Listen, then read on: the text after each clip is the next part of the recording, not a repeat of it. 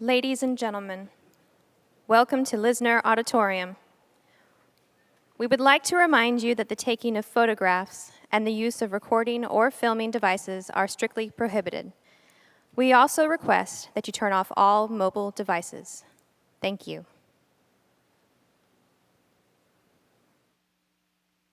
Oh, I am a rambling Irishman, I've travelled this country o'er, in search of an occupation, as I've never done before.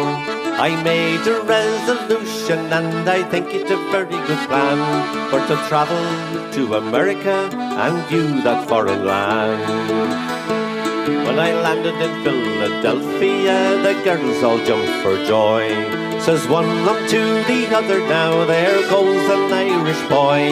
They invited me to go with them, and they took me by the hand, and the toast went merrily round the town. Good luck to the Irishman.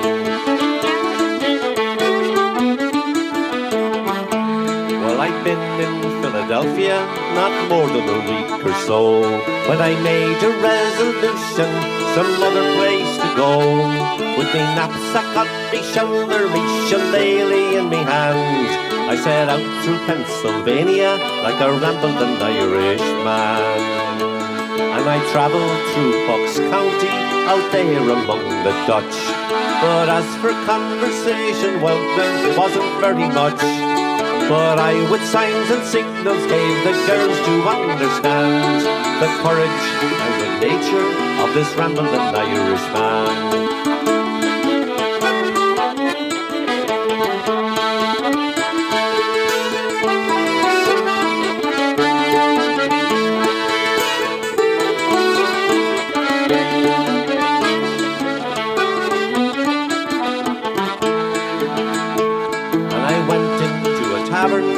And there I spent the night, and the landlady's fair daughter in me she took delight. And she hugged me and she kissed me and she took me by the hand, and she whispered in her mother's ear, I'm in love with this Irishman.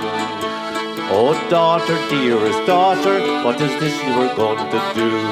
To fall in love with an Irishman, the lads you never knew. With his knapsack on his shoulder, his shillelagh in his hand.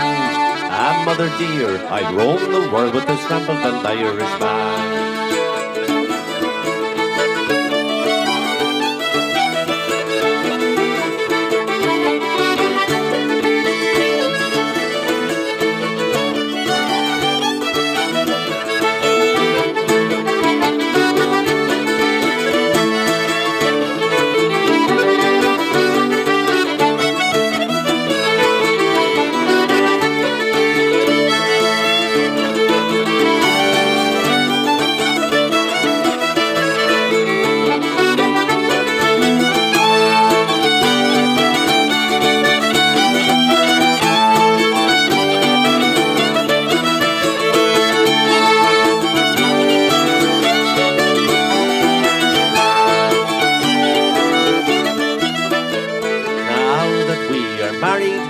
Settle down for life.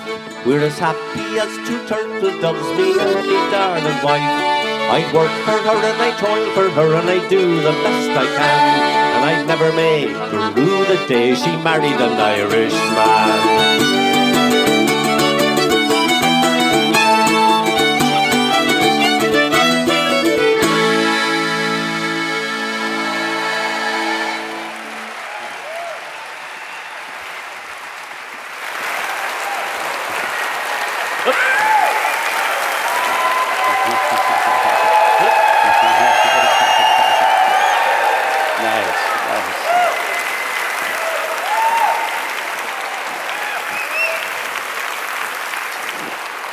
What a beautiful way to start an evening, no?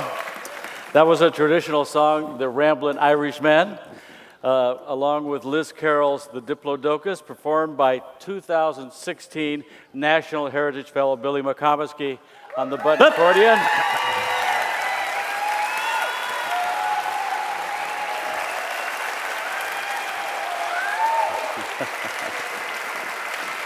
Fiddler and 1994 Heritage Fellow, Liz Carroll of Chicago.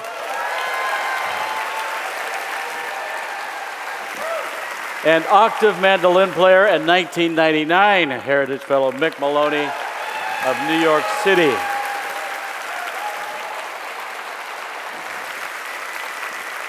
We'll hear more from Billy McComiskey and friends later this evening, fortunately. Good evening. My name is Dan Sheehy. I'm your Master of Ceremonies for tonight's concert. Tonight, in a number of ways for me, is a kind of a coming home experience. I worked at the National Endowment for the Arts for 23 years, starting in 1978, working under the mentorship of the wonderful and brilliant Bess Lomax Hawes. Bess was a big thinker, and she was a big doer. And among the many accomplishments of her legacy is the very reason that we're gathered here tonight, the National Heritage Fellowships. When Bess retired in 1992, I became the Director of Folk and Traditional Arts, and in 1999, we created a special National Heritage Fellowship named after Bess in honor of her role of being a role model for activism in the folk and traditional arts across the country. So for me, it's a great pleasure to be here with you all tonight at this tradition in itself. And it's also a homecoming for me because last year, right before I retired as the director and curator of Smithsonian Folkways Recordings, I was selected to receive one of those Bess Lomax Hawes National Heritage Fellowships. So it's great to be back here.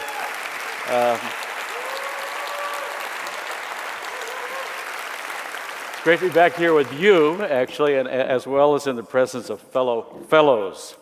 So this event itself, I can see a lot of familiar faces out there. It's become a tradition in itself, going on almost 35 years now. Over this time, we've honored more than 400 of our nation's finest and most giving traditional artists from across the country. All the states, plus Washington, D.C., not a state yet, Puerto Rico, Guam, the Northern Marianas, and the United States Virgin Islands. We're still waiting for that Heritage Fellow from American Samoa to complete the entire set. Tonight, this number grows as we honor the 2016 National Heritage Fellows. So let's meet them. I'd like you first to meet one of our nation's and Kentucky's greatest white oat basket makers, Miss Leona Waddell of Cecilia, Kentucky. Please welcome her.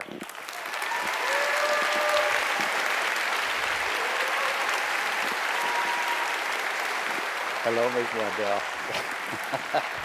Your hands is cold. I know, You need I on some know. gloves. It's drinking that cold water. Yeah. And we're joined as well by Mr. Sam Peters, her son-in-law. How about a little applause for Sam Peters? So, Ms. Waddell, could you tell us a little bit about your mother? You learned from your mother. Can you tell us about your mom's work, basket making, and what she did? Yeah. I think she learned from a little basket my dad gave her when they got married, and she went to the woods and cut her own tree and got it in, and worked it down till she could whittle it with a knife, and she made these baskets with an old broken butcher knife. A broken butcher knife. Yeah, that's how she started, and then. After years that we grew up old enough, to help her. That's where I learned. Right. What sort of basket but did she make? But she looked at this little basket that he gave her, and that's how she learned to make them. Ah, yeah. Nice. And she made baskets for what purpose? What were they for? Well, at the time she started making them, she bought groceries. So she made the baskets to go to the market and buy groceries and all that.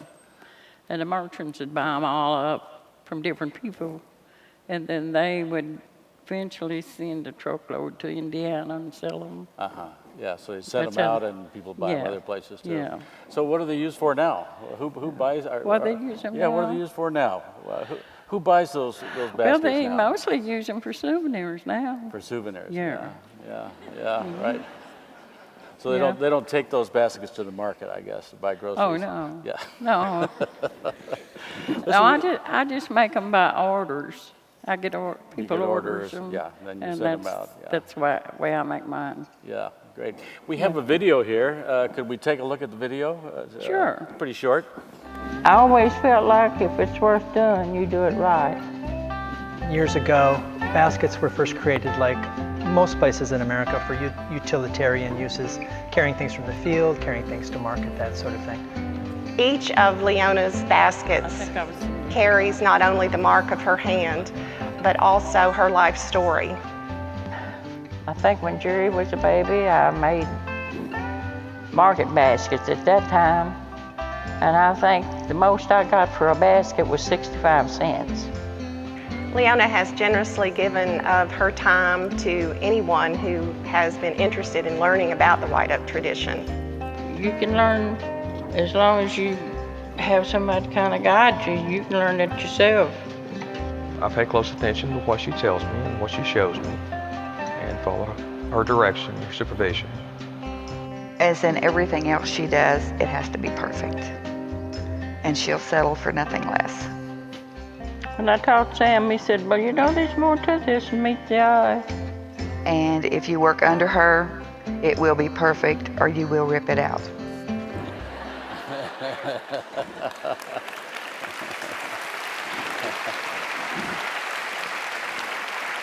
So, Ms. Waddell, what do you think of Mr. Peters' work? Do you ever have him rip it out? I guess I did. I don't remember really. Yeah, I think he says that did happen occasionally, so anyway. Yeah, he probably did or I did. One of the two of you, right? So how do you make can we get a sense, how do you make the baskets? I see Mr. Peters been working on one here. Can you give us a sense of what the raw materials are and then how you put one of these things together? Oh, well, you have to cut out all these parts first. You take a long strip and you whittle it down till it'll bend like this, and then you put it together, lap it together, and then you make the hoop the same way, and then you put them together and do this. So you start with the handle and the hoop, and then handle and a hoop. Yeah. So then I do this, and then after I do that, I have to make those ribs. Let's see if people can see that there. So Yeah. this part around here, and then you kind of move out this from part there. here. Right. And then after I get that, I have to make those flat ribs and put 6 on each side. And I weave it then so much, and then I make the round ribs and put them in like, 2 at a time. Yeah. Till I get them all in there and divided. That's beautiful. And then I start weaving it. Yep. Now I see there are different colors in there. How do you get those different colors? Well, this beige part is a hard part of the tree. So it's like in the middle, the center part of the tree? Yeah, very middle of the tree. Right. Yeah. And the white part is what the bark grows on. Mm-hmm. You take the bark off, and then you make the white splits. Right. Yeah. So that's when the you white get them oak. made, it's like these, and then you take the scissors and cut them down. Take scissors and let me have the scissors. And you take the scissors and cut little strips like this. Cut little strips. Is that easy? It's not. It's okay. Okay, it doesn't look easy. If they're not too thick. I think I might It's have not- mine ripped out, actually, if I started doing that. It's not hard if your splits are not too thick. Yeah. If they're thick, it's hard. Well, And easy that's for you to about- say, that's since about you've been it. working at it. Well, let me ask you, how are you passing along the tradition? I know you're a teacher. You've had students and all that. How do you see that? You mean how I start them out? Well, how you keep the tradition going? Well, I just teach them like I make them myself. Yep. And I do them just like I do my own. If it don't work, then they do it over. Is that right? Yeah. Okay, that sounds right. Yeah. Do people ever give up? Huh? Do people ever give up? Oh, I think they do after they go home. I think they do. Ain't many of them finishes them. Well, I know that I've read a lot about you, and I've heard what Brent Bjorkman, that gentleman up in that video, had to say, and I know that a lot of people admire your baskets. It's hard work. Yep. You know, it's pretty hard work. Now, I also hear that the governor of Kentucky a few years back gave you a yes. special award. Yeah. Is that right? Yeah, about a couple of years ago, I won a governor's award. That's Yeah. a round of applause. And I also won Best of Show at State Fair. I think there's one other thing that you won too. What? National Heritage Fellowship. Yeah, Congratulations. Yeah. Thank you so much. yeah. And thank you, Mr. Peters. All right. Thank you so much. That's it. Thank you. Ms. Leona Waddell. Take a bow.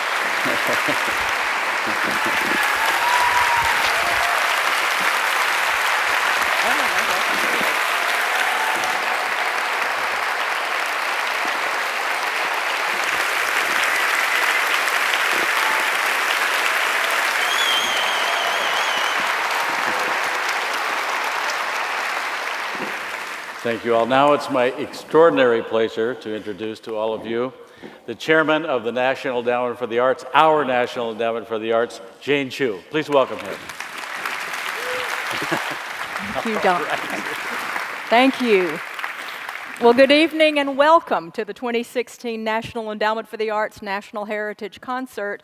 It's an annual event that many of us look forward to every year because there are very few other places where you can see these sweetgrass baskets from Maine side by side with finely woven ceremonial Tlingit regalia from Alaska, or where you can hear those Irish melodies from Maryland followed by traditional Lao music from California. And when these art forms are performed and presented on one evening on one stage, we then have a glimpse of the breadth and the beauty of the cultural landscape and the heritage that showcases the United States of America.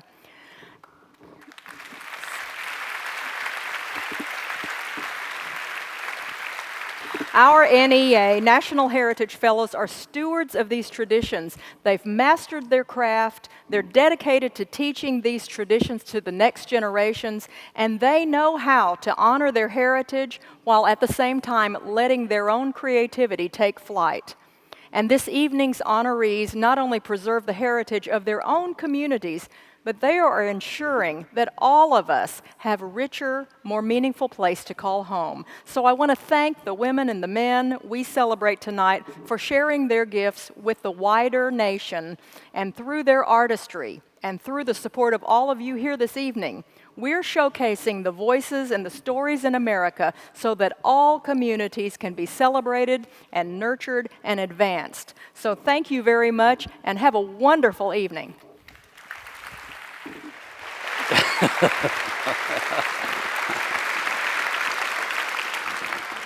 Thank you very much, Chairman Jane Chu, and thanks to the National Endowment for the Arts for all their support for artists that you are about to meet still tonight. Now, it's my pleasure to introduce 2016 National Endowment for the Arts National Heritage Fellow, Master Dakota flute carver and musician, Bryan Akipa. Growing up in the Sisseton-Wahpeton Oyate Reservation of northeastern South Dakota, Bryan Akipa did not know that traditional flutes were to be found in Dakota culture. That changed in 1975 when he was studying painting with the famed Dakota artist Oscar Howe at the University of South Dakota. Since then, Bryan has won several NAMMYs. NAMMYs are Native American Music Awards, and he's been nominated for a Grammy Award. In addition to making and playing flutes, Bryan Akipa is also a traditional dancer, a visual artist, and a digital media artist. Ladies and gentlemen, Bryan Akipa.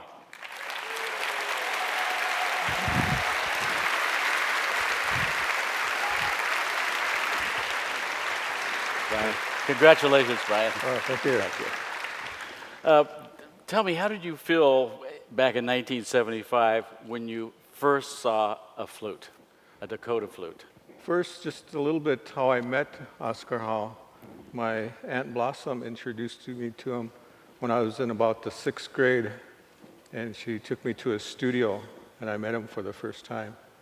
Again, when I was 16 years old, I was illustrating for the Dakota language program, and it was her program.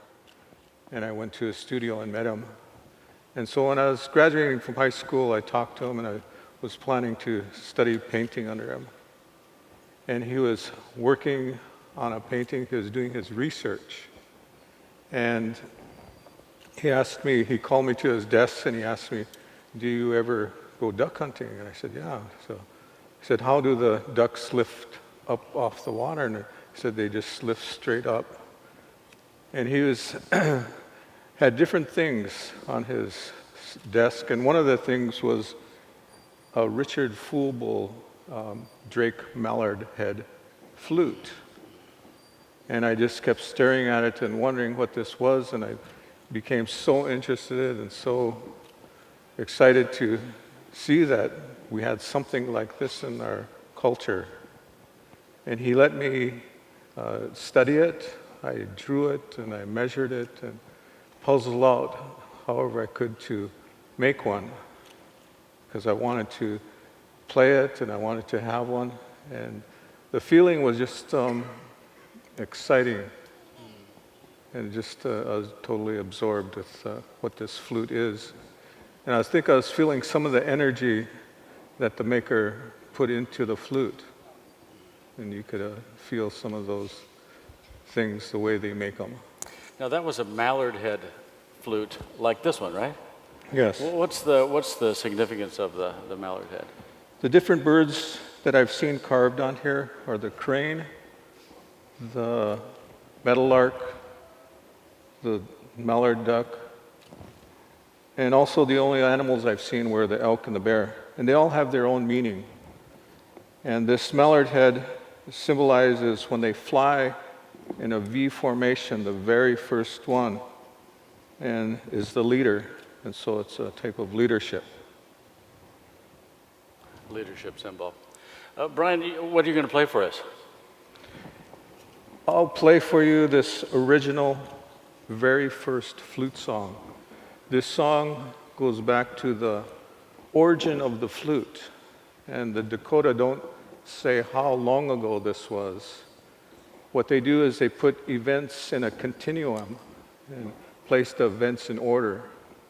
So it goes back a long time, a time when there were eagle bone whistles, and it came right after the eagle bone whistle.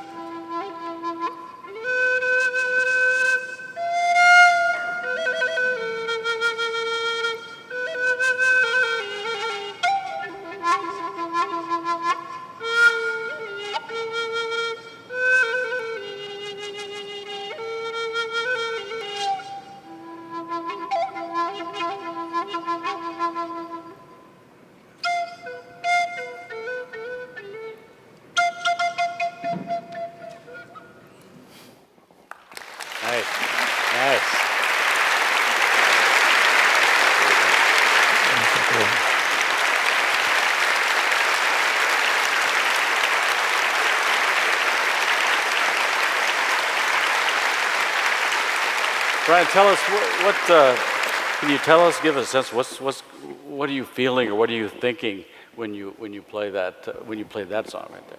Traditional songs, you could sing them and they have words and it tells a story. Yeah. And you take the melody of that song and you put it on a flute. And you'd add different techniques, the vibrato and the bird imitations, and you put them in wherever they fit, and this is what brings it to life. So as I'm playing it, I can hear the singing in my mind, and I can hear the song, and that's what I follow. And it gives me the countenance and rhythm. Thank you. Also, it has this gorgeous sound, don't you think?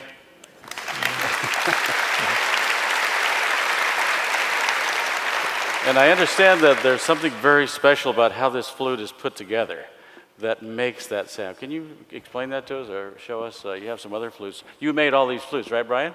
Yes. Yes. This is the most important part of the flute, this area right in here. And this is what makes the native flutes unique. And because all cultures all over the world have flutes, but this is the only flute that uses this method. And basically, it's a hollow tube and has a solid piece in the middle with a hole on each side. And you blow straight into it, the air goes in and comes out this first hole. And I use a piece of birch bark, and it's peeled down and cut, and this slot is made, and this channels the air across the top and splits on this other side. And this other piece, this block, holds everything in place. And so this gives the native flutes a unique sound.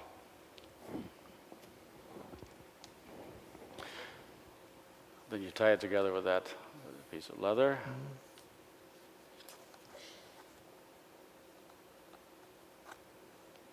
And voila.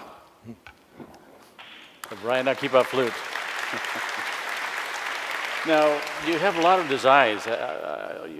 All these are your designs, basically. I mean, you borrow, you learn from others and that sort of thing. But tell us about your designs, could you? And have people copied your designs? I think maybe since I started making flutes early on, I've done things that might have been a little different, and I've been able to see pictures of them on the internet or at art shows and different things, and I don't know if they really did or not, but that's okay because that's what I did. I copied old flutes, and so it was just passing it on. But this particular design that goes across this pipestone flute, I made my name into it, and you can see an A, then a K, then I, and P and A, and you can read it several different ways. And so if they copied this design, at least my name would be. It's pretty obvious. Bryan, you've had lots of impact all over native United States here. How do you feel about that? I mean, you're in Sisseton, and all these people know about you. How do you feel about that? I think the greatest impact is seeing a lot of students as an elementary teacher and being able to pass it down, and not only seeing my students, but the children of their students making flutes in class.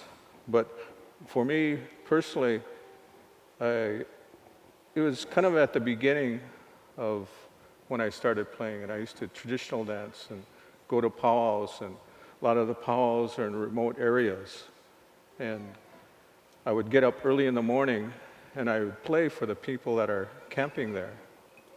And I would get different comments, and some would say, like, they might have been waking up and they didn't know if they were dreaming, and they could hear the flute. Or they would say, I really like your flute. Even the melodies, long after I'm finished playing, they could hear them in their mind. But one of the greatest things, I think, I was playing in a very special place, a powwow, and dancing there. And it's a place by green grass where the white buffalo calf pipe is kept.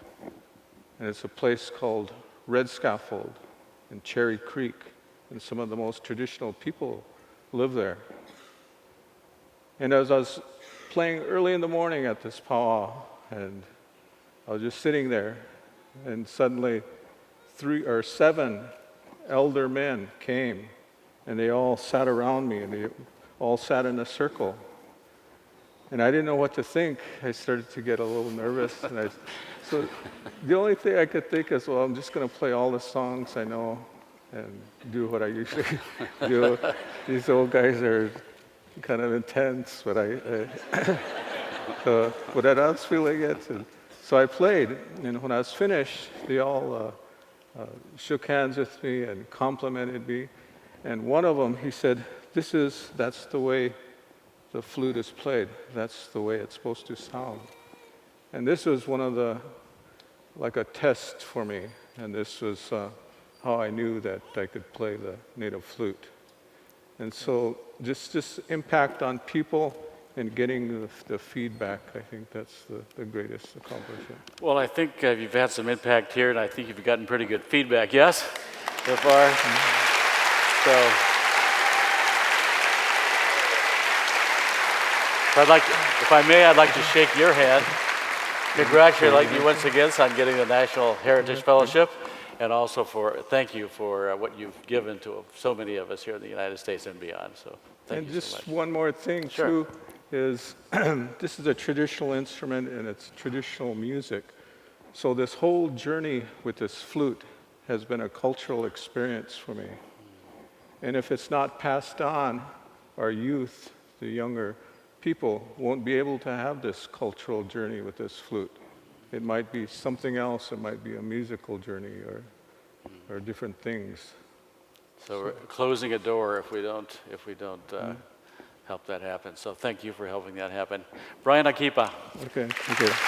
2016 National Heritage Fellow. Thank you.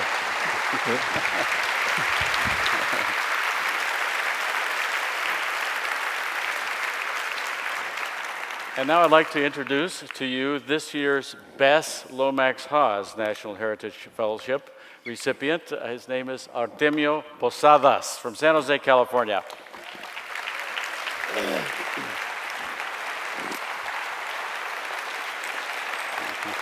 Don Artemio. ¿Cómo estás? We've known each other for 25 years. This award, of course, Artemio, is the Best Lomax Haas Award, which was created to honor people who have had lots of impact on their tradition. They've spread it, they've made it better, they've done all sorts of things to support tradition. And so you have been working in California and beyond with your tradition from this area called La Huasteca in Mexico, right? Sí. ¿Nos puedes decir algo? ¿Cómo es la Huasteca? What's the Huasteca region? La Huasteca es una amplia región montañosa con clima semitropical, donde hay ríos, hay cascadas, pero sobre todo hay muchas danzas y muchos son huasteco. So this is a mountainous area, semi-tropical, with rivers and with waterfalls and with lots of son huasteco. So the son huasteco, that's your passion, right? Así es. One of your passions, but maybe your big passion. He says, yes, it is. So what attracted you to the son huasteco? What's beautiful? Bueno, lo que me atrajo fue la profundidad de su poesía, su ritmo que parece que es el ritmo del corazón y también el falsete. So the profundity of the poetry, the rhythm that feels like it's the rhythm of the heart, and also this falsete, which is falsetto. And you know what falsetto is, right? That's like when I was a teenager, I would suddenly start talking like this, and you go into a chest tone like that, and we'll hear some of that pretty soon. In terms of keeping the son huasteco alive and part of community life in California, what have you done? What's been the key to your success in doing that? Bueno, lo que se debe hacer para mantener esta tradición viva, revitalizarla, es seguir enseñando a las niñas, a los niños, a los jóvenes y a los adultos, pero sobre todo haciendo guapangueadas, porque esa es la máxima expresión del son huasteco. Ah, beautiful. So to keep this tradition going, you need to teach the young people, the kids, the youth, adults, but most importantly, keep the Wapangueada alive. That's an event where people come together. It's a social event, it's a dance event, it's a music event, and that is where the heartbeat, the life of the Son Huasteco is, and that's exactly, I've been to some of these in California, and I tell you, that's exactly what it is, and this is what Artemio Posadas has been doing. And also, I think, y aprendiste, o sea, has enseñado a algunos tipos talentosos que posiblemente tenemos con nosotros hoy. Sí, claro, ahorita vamos a hacer esa demostración del falsete y del ritmo y del zapateado, un poquito de todo. Okay, he's also had some really talented apprentices, and they're going to join him right now and show you what happened in this apprenticeship. So please, Artemio Posadas. Gracias. Come on up, come on up. Órale, pues. Good evening. Our maestro Artemio Posadas is going to begin with a 10-line poetic verse that he composed, which is called the Décima. And this will be to recognize his natal region of the Huasteca. And in its absence, he remembers and gives this region his award. We will continue with two songs, which are indigenous pieces. The first song called La Polla Pinta, which is a song that is played during Xontolo, which is the celebration of the Day of the Dead. The second one, Cue Chochol Apetobi,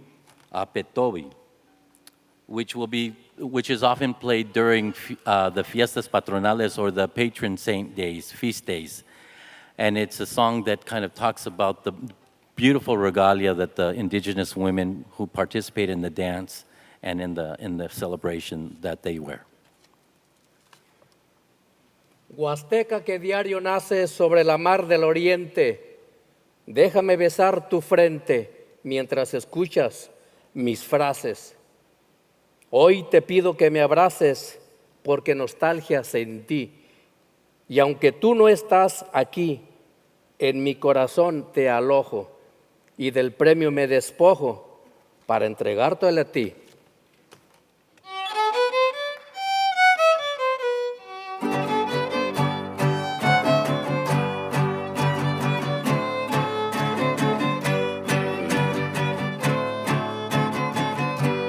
Cepillo a chachaltil que queretillaya, cepillo a chachaltil que queretillaya, onta mahuillaya, santa nestiguala, onta mahuillaya, santa nestiguala.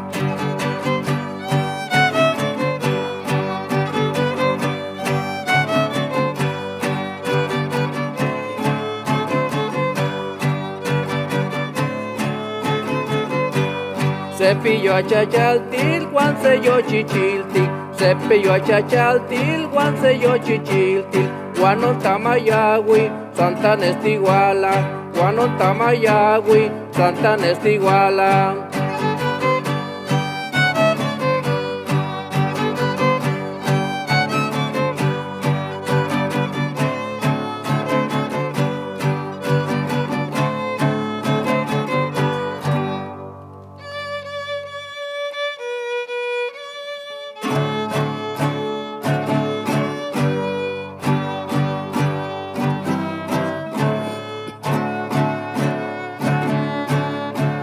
Cuechochon la petovil, cuaninil atzamutzil, leyoyo la ohuilab, a la vela cotonil.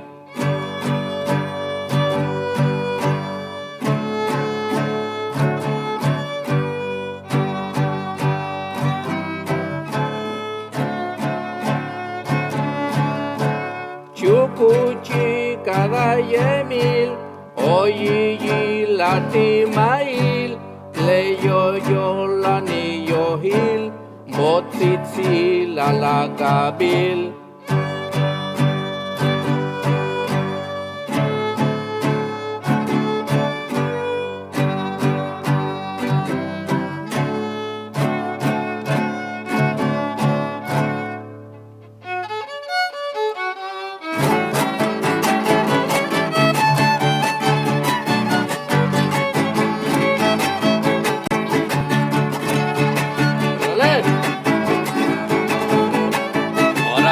huasteco, ¡ay, ja!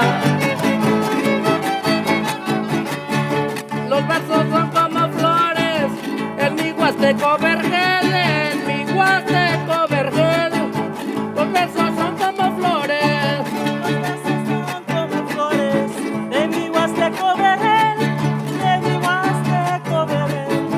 Los versos son como flores.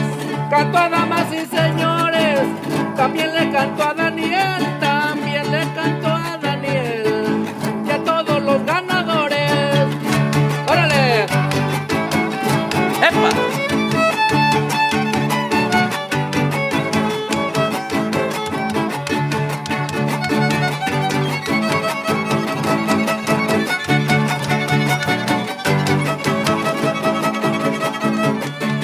En armonía disfrutando, en esta noche especial, en esta noche especial, en armonía disfrutando. En armonía disfrutando, en esta noche especial, en esta noche especial, en armonía disfrutando. Pero les digo cantando que el premio no es lo final, que el premio no es lo final, hay que seguir estudiando.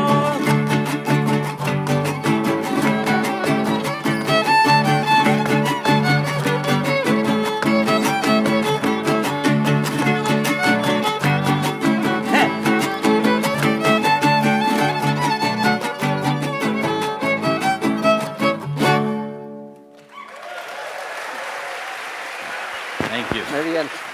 Thank you. I actually forgot to say that the two indigenous pieces, the first one Artemio sang in Nahuatl, and the second one was sung in Tenec. And now we're going to continue, and the third piece we actually played was a son huasteco, and now we're going to continue. Well, the son huasteco was called el perdiguero, which means a person that raises partridges. But actually, Artemio wrote some verses of salutation and recognition to his cohort and to our dear friend Dan Sheehy.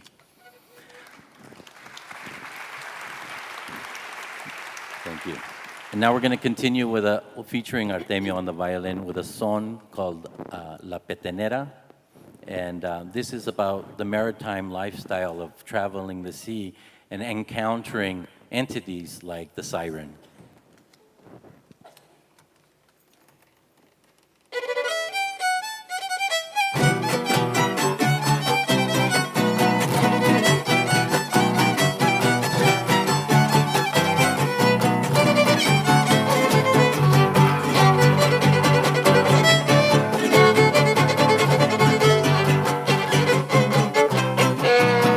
Andándome yo paseando en una lancha pesquera, andándome yo paseando en una lancha pesquera, mira lo que fui encontrando,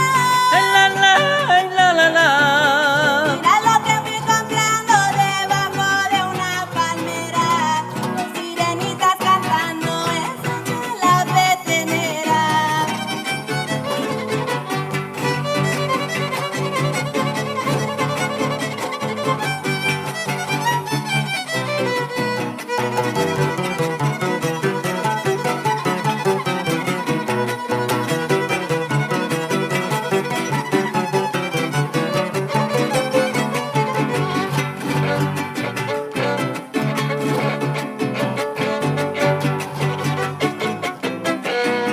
Las serenatas, señores, de las famosas tonadas.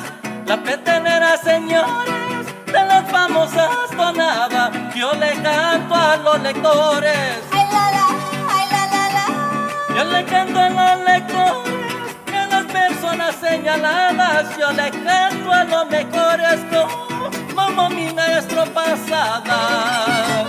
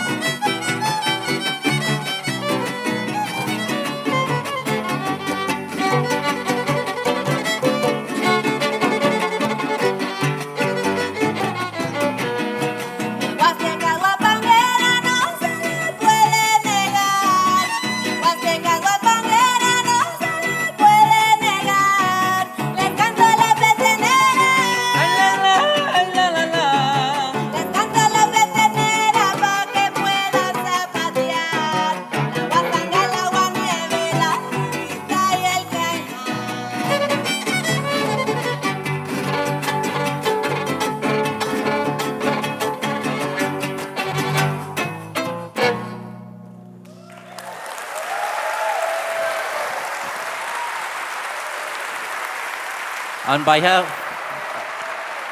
thank you. On behalf of myself, Russell Rodriguez, Dolores Garcia, Mary Ann Sahorsky, we want to congratulate our maestro and the 2016 National Heritage Fellow, Artemio Posadas.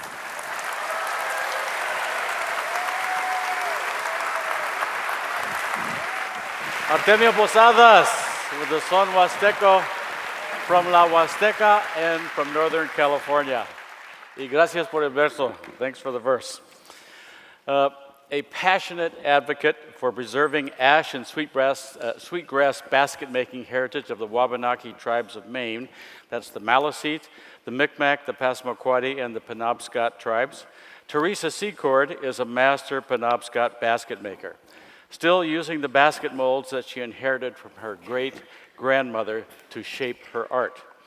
In 1988, she became one of the first apprentices of the Maine Arts Commission's Traditional Arts Apprenticeship Program, learning basketry from elder Penobscot basket maker Madeline Tomer Shea over the next 5 years. Determined not to watch traditional basketry fade into history, she co-founded the Maine Indian Basket Makers Alliance and became its first director in 1993.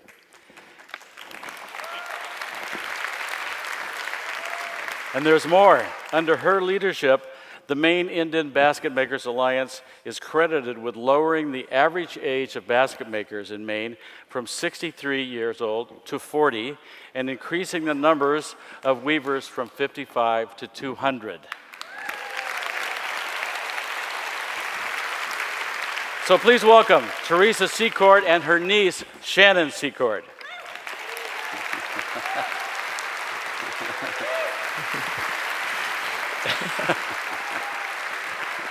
Thank you.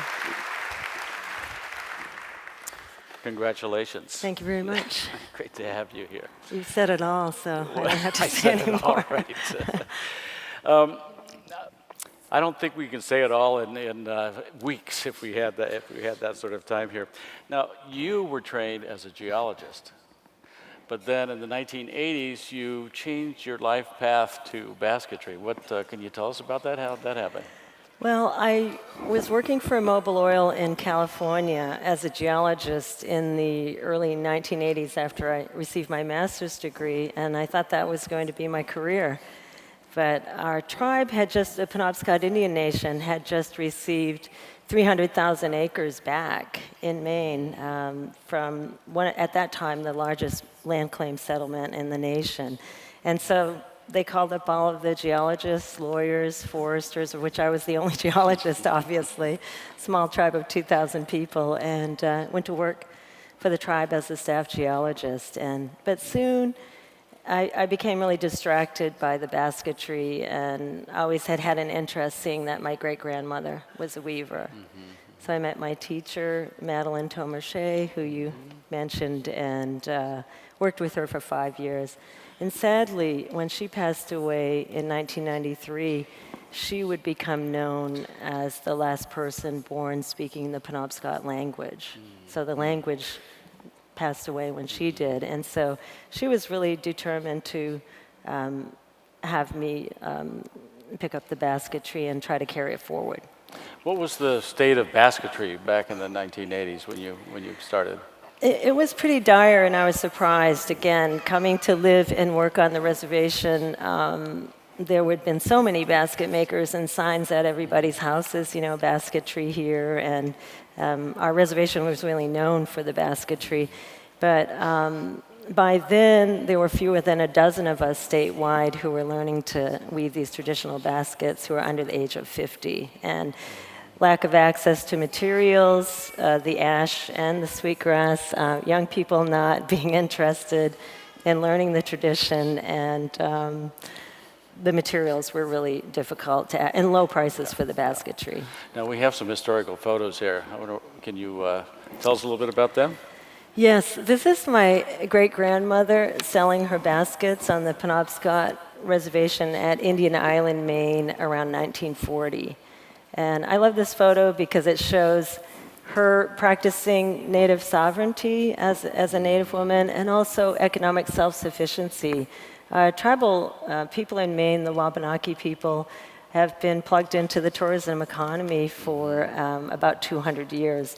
And I guess the other important point is that I've been lucky enough to inherit all the wooden forms and all the tools that she wove her baskets around. Do we have some of those forms visible here in terms of the baskets? We do. This barrel basket, a traditional Penobscot barrel that I wove, was woven on a wooden form that was handed down to her from the 1800s from her father. So my great-great-grandfather piece. And Shannon, my niece, Shannon Secord, is weaving a basket. And she's weaving a cover on a small basket here. And again, she wove that around a traditional family form. So our styles and weaves very much reflect our family tradition. That's gorgeous. Thank you. What else do we have here in terms of slides? What's the next one?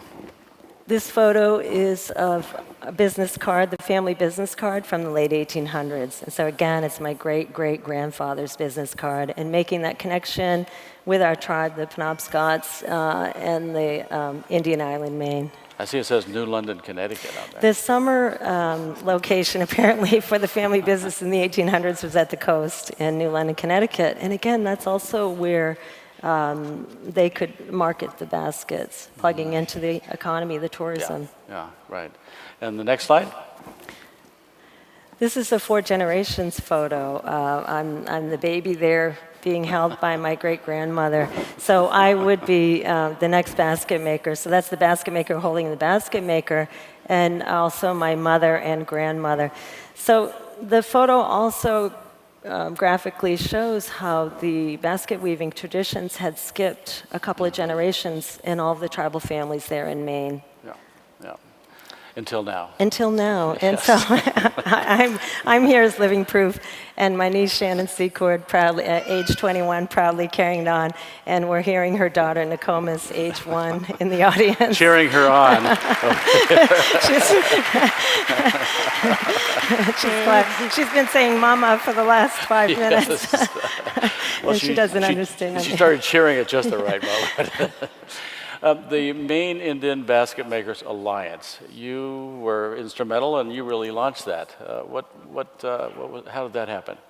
Well, as you mentioned, I was an apprentice in the Traditional Arts Apprenticeship Program that was actually being carried out by the Maine Arts Commission, funded by the National Endowment for the Arts. And so I really want to give a shout out to the folklorists, because my good friend, the state folklorist Kathleen Mundell in Maine, and with support, yes, we love Kathleen, and also with support from Barry Burgee, the NEA. All right. Had launched this fantastic traditional arts apprenticeship program that I learned in, and Kathleen realized that soon there would be no basket makers left if we didn't organize around these common issues. And so that effort sowed the seeds of the Maine Indian Basket Makers Alliance, that collaboration with the state, tribal basket makers, and the NEA. Well, congratulations on that. Very much. That's a big accomplishment. I remember years ago there was another National Heritage Fellow, Passamaquoddy, basket maker, Mary Gabriel, who was here at these events, and a very well-intentioned, polite young reporter came up and told her that, ma'am, that is a very beautiful hobby you have there. And Miss Gabriel looked at him and she said, young man, that's not a hobby, that's my life. So how does that fit into your life? How does basket? Well, I think that's such a classic answer too, because I think all of the 9 Heritage Fellows here tonight would probably say the same thing. I mean, this is our life. And I like to say to another common question that I'm asked myself, how long did it take to make that basket? And I understand why people ask, but I like to say it took a lifetime to weave that basket, and I'm doing it and have been weaving by standing on the shoulders of my ancestors. Mm-hmm. Yeah, nice, beautiful, beautiful. And let's move to the next generation. We have Shannon over here, who's been busy weaving the entire time here. Shannon, how do you feel? Your great-great-grandmother was in that slide there, and you saw the picture of the business card. How does this fit into your life? How do you feel about this? Well, I've been doing this since I was about 8 years old. I first wove my first basket at my grandmother's house around the time that she had gotten sick. And I wove downstairs with my aunt for the first time, making my first basket. And I had finished later that day. And I had ran up to show her because I was so happy and proud. And I figured I'll be able to carry this out. And I wanted to be able to show her that I could do this too. How do you think Nokomis feels about it? That's Nokomis over here, by the way. Yeah, I'm excited to be able to teach her. Her being one now, as soon as she's of age, she'll get some in her hand. Beautiful, beautiful. Thank you. And now, Theresa, you brought this tool here. Tell us about this tool. Why did you bring this tool? Well, this is a traditional gauge, and it's for cutting the ash. You can't see the little blades with the clock spring or watch spring, which are really razor sharp for cutting the wood. But I love the face on this gauge that represents Gluskabe, our culture hero. And it said that he shot an arrow into the ash tree, and from the tree came the first people, the people of the dawn, the Wabanaki, singing and dancing. It's a very special piece to me, and you know that it represents our genesis. That's beautiful. So there's a lot of good news about basket making in Maine. Is it all good news, or is there another side to the story? Well, you know, the thing that's really frightening us now is the magnitude of the impact of climate change and a beetle, the emerald ash borer beetle, which has killed hundreds of millions of ash trees in the northeastern United States and is now on the border with Maine and New Hampshire. So we're very concerned about the loss of the ash tree for future generations. This, you know, beetle smaller than a penny could, you know, take away all of the hard work that we did for 20 years to bring forward a whole new generation of basket makers in their 20s and 30s there. And so I fear that they, you know, won't have material to weave with. The good news on that is that the tribal basket makers are working with the U.S. Forest Service and Maine Forest Service, University of Maine, to document habitat, preparation of the materials, what constitutes a good basket tree, in case we have to leave that information behind for future generations like Shannon and Nokomis. So it sounds, so to speak, it's going to take a village to do something about this. Right, well, that will be Shannon's job Great. for the next. Please put your hands together. Let's thank Theresa Secord and Shannon and advance Nokomis over here. And congratulations. Thank you very much. My pleasure. Shannon, thank you.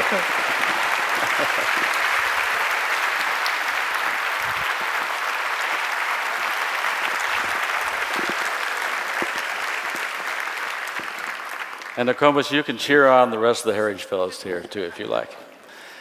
From Fresno, California, Laotian-born Bounxeung Synanonh is a master performer on the khaen. The khaen is a free reed mouth organ made of 16 lengths of bamboo. You'll see that in just 1/2 minute. Born in Savannakhet, Laos in 1949, Mr. Synanonh is a member of the majority lowland ethnic group, the Lao. At the age of 15, he lost his sight.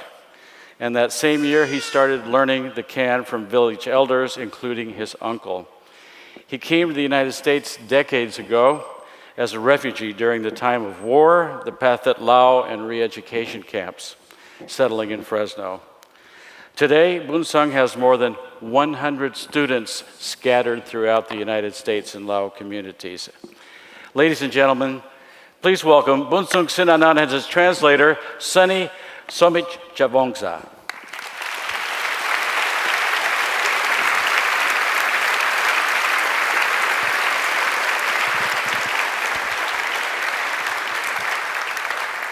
Now, today there are Laotian communities in many parts of the United States.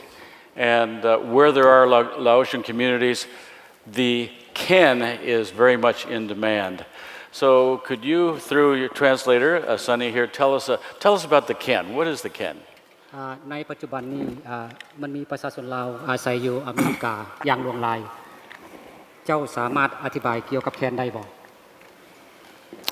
แคนนี่ นะเฮ็ดโดยไม้เฮ็ดโดยไม้ไผ่เบิดทั้งมวลนี่มันมีอยู่16ลูกแต่ละลูกมันมีลีนอยู่ทางในเขาใส่ด้วยเงินหรือว่าทอง Khaen is made out of bamboo tree.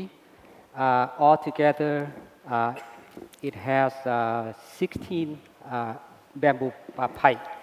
Inside of the pipe, there's a reed that made out of a copper or a silver. And how did you learn how to play it?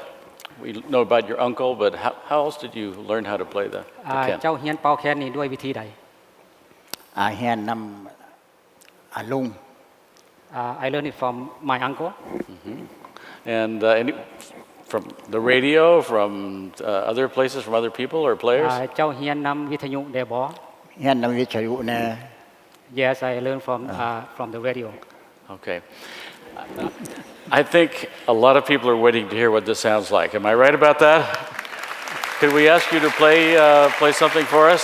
And Sunny, could you tell us what we're going to hear right now? Yes, first song he would like to play Lom Pat Pai. Lom Pat Pai is the wind blow the top of the bamboo tree. It swings side to side slowly. When people see that, one can feel happiness, joyful, and peaceful in nature. Please enjoy.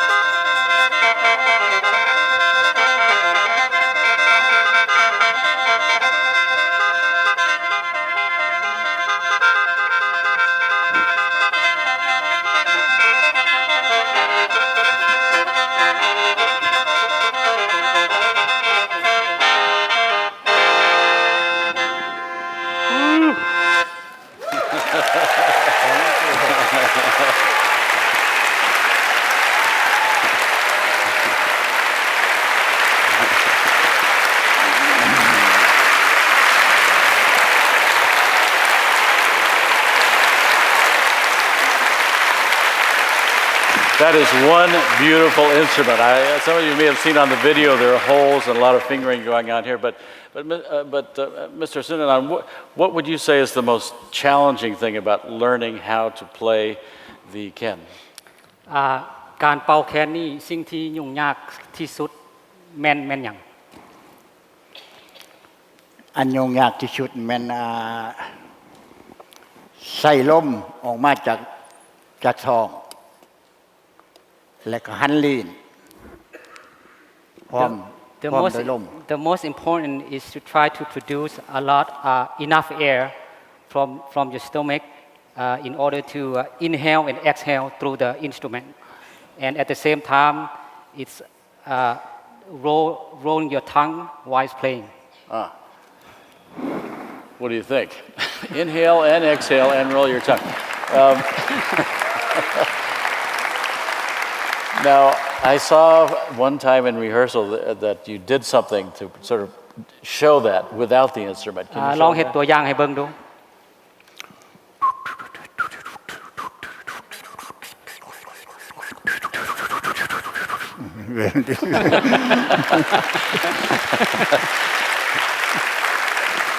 It was hard to keep a straight face in rehearsal too, actually. So let's see. We have where are we? Songs. Oh, Yes, no, we I do. know. We're going to hear the breathing technique. That's right. Can you play something with that rolling of the tongue, and that's so people can hear what that sounds like with the instrument? Yes, this song is called Lamputai. Lamputai is a song that represents an ethnic group in southern of Laos. And you can hear this kind of song in any places, in any ceremony.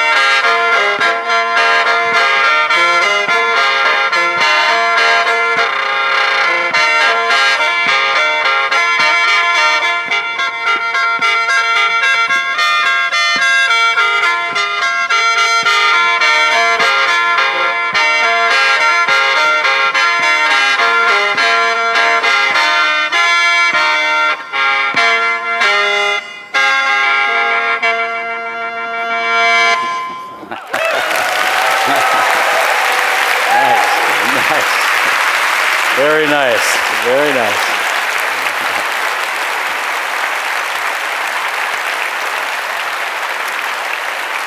Now there's a song tradition that goes along with the khaen as well. Now, I have to tell you a little story here. Sonny came here as the interpreter, the translator. But we have now made him the translator plus. We drafted him to sing a song with Bounxeung here, and so give him a little encouragement. คนยังให้ร้องเพลงไทยดำลำพันธ์ And so, Sonny, can you tell us what you're going to sing? Yes, I have to, I guess. So the next song I'm going to sing to the khaen, the sound of the khaen, named Tai Dam Lampan. Tai Dam Lampan is a song that represents Tai Dam. It's an ethnic group that live in Laos. And during those times, there's a war going on, and they have to leave their homeland behind. Please enjoy. 15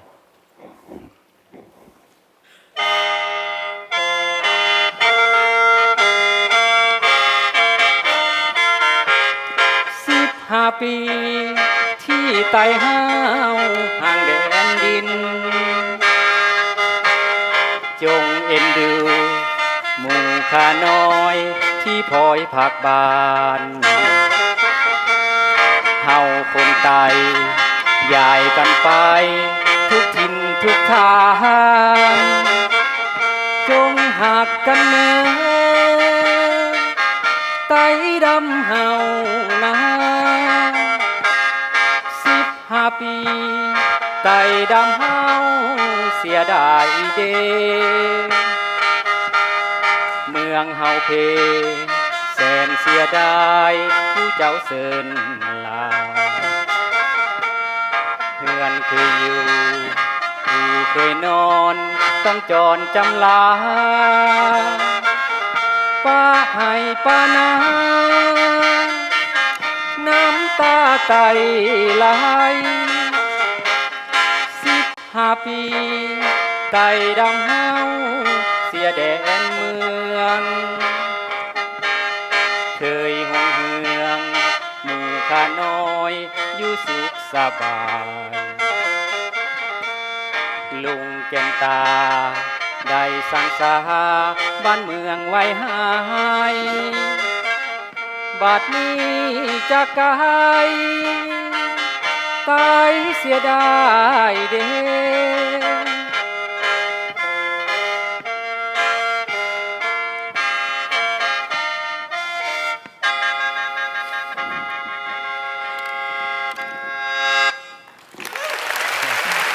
Bounxeung Synanonh, and our new star of stage here, Sunny, singing.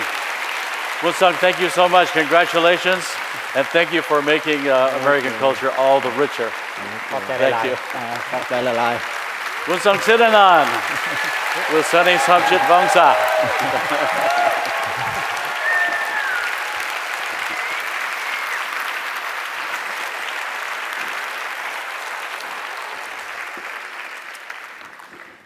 Clarissa Rizal, member of the Raven Dakdin Tan, black-legged Kittiwake clan of Hoonah Glacier Bay, Alaska, is a highly respected cultural leader and a multi-talented artist who has contributed to the revival and perpetuation of Tlingit ceremonial regalia.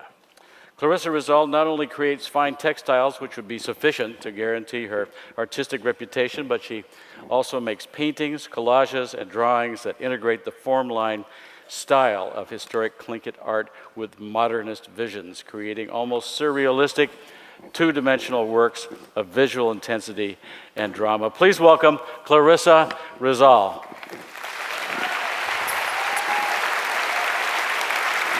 There you are, there you are. Congratulations. Thank you. Congratulations.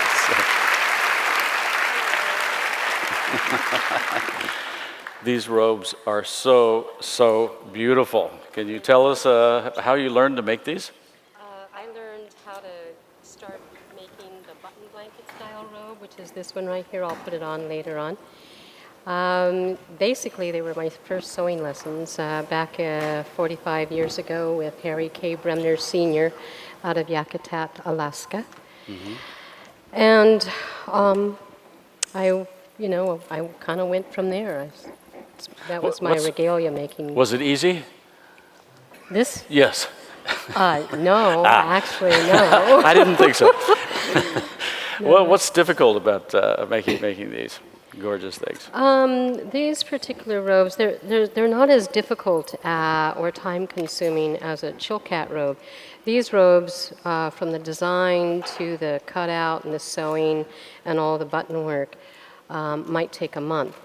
Whereas the Chilkat robes and Raven's Tail robes, they take about a year. About a year. About a year. Yeah. That's a good amount of time. Can we get a close-up on the, you have a picture card here, and can you tell us a little bit about this? Yes. What I have here is a photograph of how we collect our cedar bark. And our cedar bark, our Chilkat robes are made with cedar bark, the inner bark of the yellow western cedar trees. Mm-hmm. And what we do is we go out in the springtime and we make an incision on the back side of the tree. And then we peel off the bark. And then we peel off all the outer bark. And then we scrape any other residue of the outer bark off of here. And then we split the bark into fine pieces of almost like twine. Mm-hmm. And it's pretty silky smooth. And then what we do is prepare all our mountain goat wool. And because mountain goat wool has not been easy to collect anymore, we use merino wool. But there's not much difference between the mountain goat wool and the merino wool, and you can kind of see that here as far as the loftiness and the length of the hairs. Okay, so here's mountain goat wool, and here's the merino wool from New Zealand. From New Zealand, right? Yeah. Yep. And then what do we do? And then what we do is once we've prepared all our, wool roving and our, bundles of split bark, you prepare all your yarns first, and get that done and out of the way. And then what we do is I have this spinning pad, and I made this for my daughters when they were little because I started them when they were young. You have to get them before they hit puberty. I believe that. And it's how it works, folks. And then what we do is we'll take 2 strands of the prepared mountain goat wool or the prepared, merino wool. And after I've soaked the bark and after I've wet my pad for friction, then what we do is, I don't know how well you guys are seeing that. Oh, yeah. Mm-hmm. Okay. And then what we do is we press down and push forward so that both strands are twisting forward. And I'll show you how this is done. And then, this is our warp. And the warp is all the yarns that are hanging down, okay? We don't have time to show you how to spin the weft yarn, which is all the yarns that weave across the warp. And that strengthens the warp, so you have the bark in there with the It strengthens the warp, but it also, having cedar, like any of us know, it repels moths. And after you've spent a year working on a project,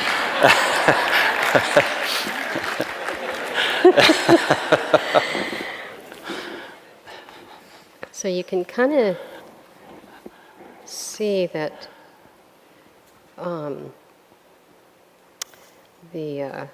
you never wear a fringed dress while you're spinning either.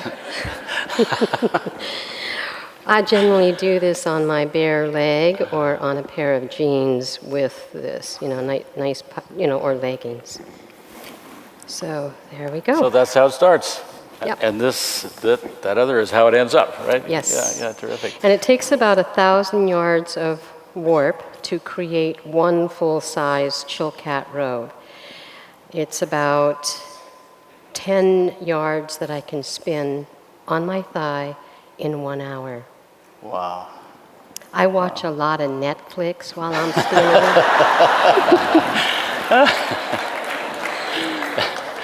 So, Clarissa, where did this tradition come from?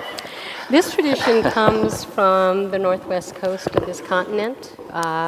Like if you were to start in Seattle area, Washington State, all the way up through, the coast of British Columbia and the archipelago of islands in southeast Alaska, on up into Yukon Territory. Do you have any sense of how old it might be, this tradition? We have no idea. Like, let's see, who was it? Was it Bryan? Our sense of time. Right, it was Bryan. We say long, long time ago. Basketry, the oldest basket that was found was, about 6,500 years ago. And the twining of these robes is made like basketry, and I'll demonstrate on that in just a little moment. Beautiful. So how is it being carried forward? How is the tradition being continued? Well, 30 years ago, when I learned, it was like pulling teeth to find somebody to learn. And, my weaving teacher, mentor, Jenny Flonot, who had been weaving for 83 years of her 96 years, she was 96, I was 26. She chose me as her apprentice. And back then, there were maybe a handful of weavers up and down the coast who actually knew how to weave. But luckily, these days now, because we have the internet, okay, and because we have Skyping and FaceTiming, we now have a whole entourage of beginner weavers who have really taken up the craft because they're inspired by what they see on the internet. And then we are able to communicate, as mentor teacher to the student how something is done. We are no longer isolated in our communities. So it's great. That's a beautiful thing. Yeah. New technology, old tradition. And I was one of these people that refused to turn on the computer, just 10 years ago. Just one detail, I think it might be helpful to know that Jenny Thunat was a National Heritage Fellow. 30 years ago. 30 years ago, Yeah. That's right. Right about that time you started. Yes. Exactly. Could we pull one out here and take a look at it? Yes, let's close up and pull friendly? a this is a Chilkat Raven's Tail robe.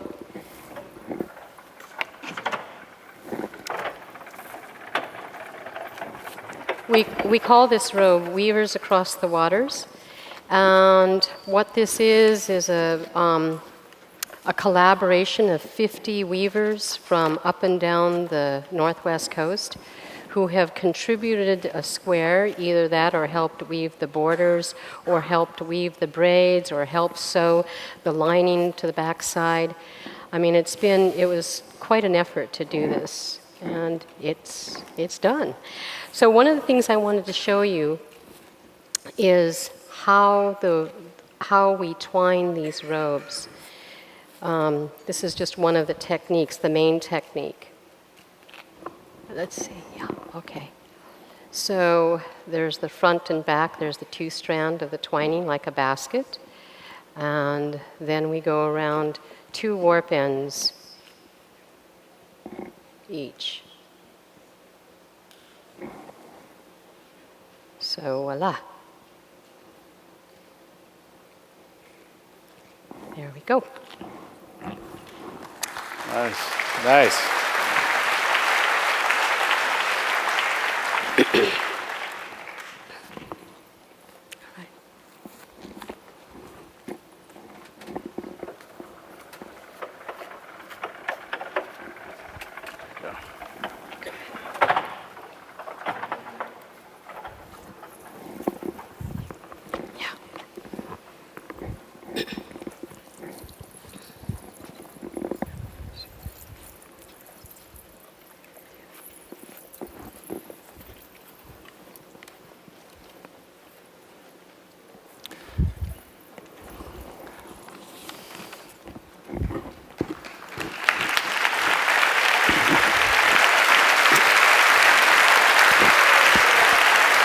So joining Clarissa are her sister, Irene Lampy, and her friends Darlene C.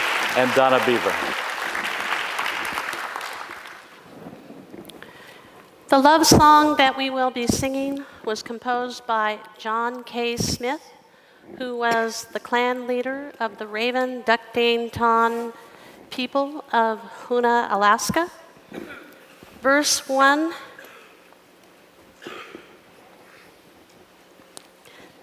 Verse 1, he expresses his appreciation to all the opposite eagle clans. Verse 2, he receives a vision of all the ancestors coming to him.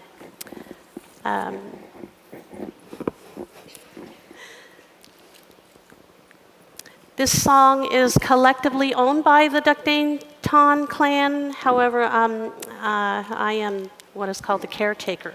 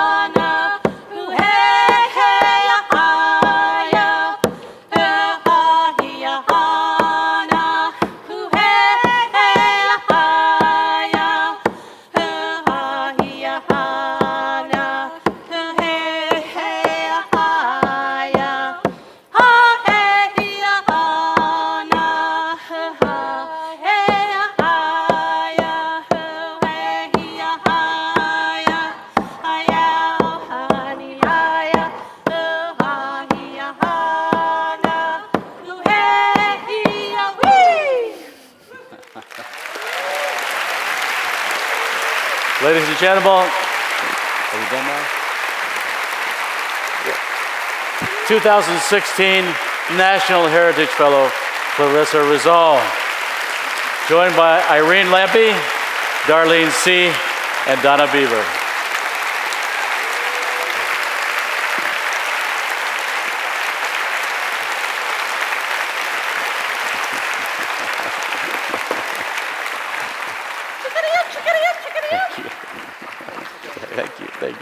Thank you.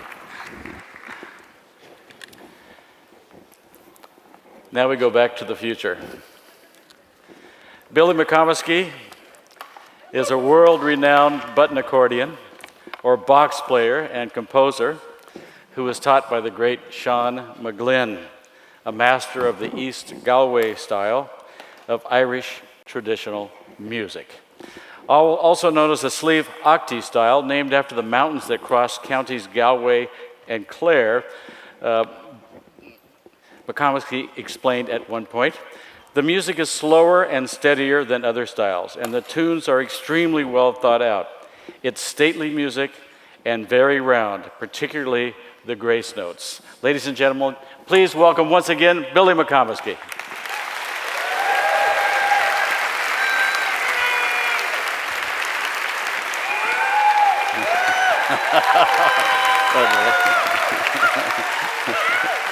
Beautiful. You're doing a great job. So are you, Billy. Thanks so much. I want you all to know, this is actually addressed to Billy here, but I read that when you first heard this accordion, it was like being kicked in the head by a horse. Yeah, it kind of was, yeah. What was that like? What was that about? Well, I'd have to say I was kind of ready for it when it happened. My grandfather is from County Tipperary. He was a fiddle player, and his two sons, Matt and Andy, they both played. Matt played the accordion, Andy was a flute player. My mother was a pretty good step dancer. She and her brother Andy actually did covers of the McNulty family, so it's really something. Are you guys familiar with the McNultys out there? Yeah, so they were like old 78s, and so that was kind of what we were listening to maybe the McNultys or the Flanagan brothers. Actually, Mike Flanagan was actually a friend of the family, so it's amazing that so many people are finally discovering him now, and the whole family. And the great Joe Durain, I was totally every other day. I think we all, I owe an awful lot to Joe Durain. He was a great friend. My parents actually went out to hear Joe Durain on their first date. So I actually got to tell Joe that he's probably responsible for my very existence. But I guess the really cool thing that happened, so I was kind of pretty well, that was our music. We didn't really listen to jazz or rock and roll. We were, Irish. First, my father's from Northern Ireland, so we were pretty much first generation, an Irish family living there in Brooklyn.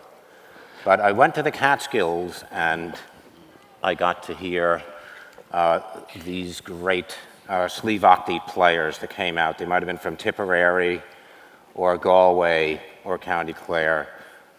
It was Joe Cooley was the first one that I heard. Have you heard of Joe? Yeah. Joe is like, forget about it. It was so good. He was just a treasure. And Bobby Gardner, I met Joe Cooley and Bobby Gardner the very same day. Every time I go to the Catskills to this day, I go up every year to teach up there at the Catskills Irish Arts Week. And every year when we pull it, I'm kind of hoping it's going to be as good as when Cooley was there. So it was a pretty amazing thing. And maybe about a couple of years later, I got to meet, I got to hear tapes of Paddy O'Brien. Paddy O'Brien was from NEA and County Tipperary. So Joe Cooley was the guy that took this instrument, this Paolo Soprani, built in Castelfidardo, I guess around the turn of the 20th century, and he made it fit Irish music. So the music was still old, but it kind of sounded new. There was this whole generation of these young, confident Irish people coming out from Ireland. But Paddy O'Brien had a beautiful technique, and it was very shortly after that I met Sean McGlenn, and he would be the quintessential East Galway accordion player. He was a neighbor of Joe Burke. You might be familiar with Joe Burke. He's pretty world-renowned. Very literate audience here. Yeah. And that was when the horse kicked you in the head, right there. That right? was kind of, there was a lot of kicking and scratching going on in those days. I was going, what is going on here? But when I actually got to meet Sean, he was just a very generous man, very, very good. And he actually left me this accordion. This very accordion right here. Yeah. Can we hear a little bit of this? See what it sounds like. Yeah. I mean, it's kind of like, this has some special things to it, I know. Yeah, it's kind of like, do you like Cajun music? Do you like Marc Savoie? Of course. I like it. So with a Cajun accordion, you'd have one row of keys here. That's how they liked them. And in Ireland, they still, to this day, they call them melodeons. My grandmother from the north, my father's mother, had a melodeon, and my father said, when she got the melodeon out, we knew it was going to be a good night. I always loved that expression, a good night. You know, it was always like, so if the Cajun guys, so you have this kind of beautiful, yeah, I agree with you, yeah. But so Irish music would be kind of older than that. So the trick would be, how could we make this instrument with this? It has like this great texture, this really broad sense of volume. The range is really pretty. But what they came up with was this. It was a semitone tuned accordion. So it's two diatonic scales. Irish music is diatonic. It's pre-G clef. It's pretty old stuff. I don't know, 1500s, 1600s. Nobody's really sure how old it goes. Kind of pipes and whistles and things. So that's kind of where it is. But as it evolved over the years, it got maybe. So you kind of, we have 5 sharps, right, in modern music, but the Irish were kind of good for, I don't know, 2 or 3 of them. So this. Now, if you're Liz Carroll, you might need 6. I'm not quite sure. Well, we have a whole a whole orchestra set up back here. Can we hear some music? Sure. I'd really like to thank the NEA for giving me this opportunity to show you just how beautiful the music has gotten around here. We have we have a guy from Northern Virginia, somebody, 1 or 2 from Maryland. Of course, we have Liz and Mick back. So, yeah, this is going to be fun. So Billy says when he goes to Ireland, or when someone goes to Ireland, they say, I'm from Baltimore, people kind of sit up straighter and play, like that. Yeah, it's happened in our lifetime. It's become part of this culture. We can take great pride in that. All right, let's hear some music. Billy McComiskey and friends.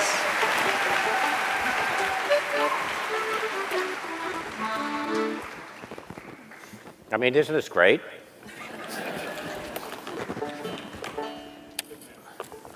So I wrote this first tune. It's called The Diamond.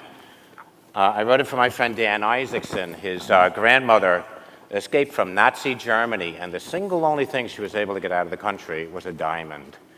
And Dan wanted to get married, and he asked me to write a little waltz for himself and his beautiful fiancée, Kim.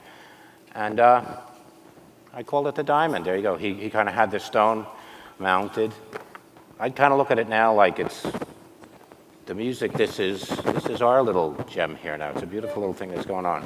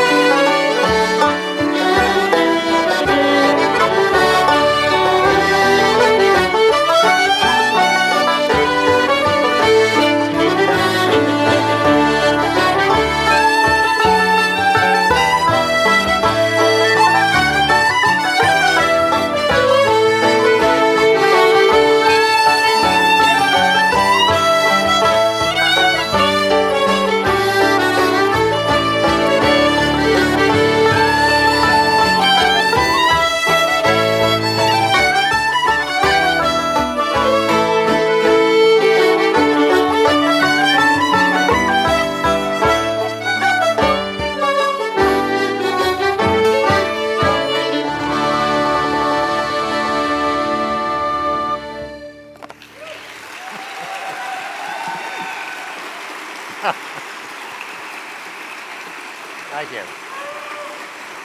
Thank you very much. Thank you very much.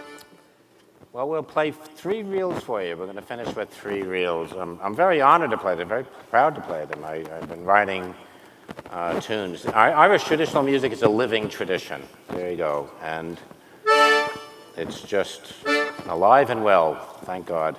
So this first tune is called The Palm Tree. I wrote it when I was out in California. I was just plain bored, and I wrote it. I was out playing at a show out there. The second tune is called The Controversial. It turns out that it made its way back to Ireland before I did, and the people in Ireland thought it was an old, oh sure, that's an old tune, I heard that now back in, I heard that 20 years ago. And I don't know, my accent is terrible. And the last tune is called The Commodore. Thanks, Pat. And the old Commodore Hotel was where the Irish music phenomenon in this area kind of started, thanks to Hugh Kelly and Christy Hughes and a few of the guys, especially Father Lou Thompson and Peggy Reardon, Jesse and Terry Winch. These were the guys who were there. And I guess it's called the Phoenix Park Hotel now, but in those days it was called the Commodore. And Brendan Mulvihill, the great fiddler and son of the great Martin Mulvihill, the National Heritage Fellow, we co-wrote this tune. So have fun with this. We might even have a little surprise for you.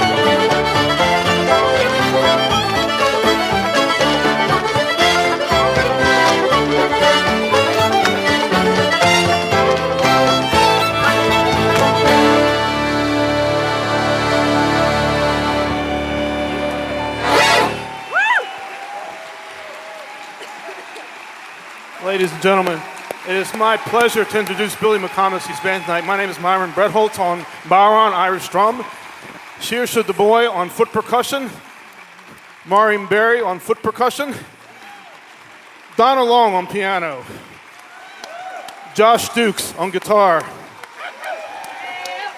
Sean McComiskey, Billy's son, on flute, Laura Byrne on flute,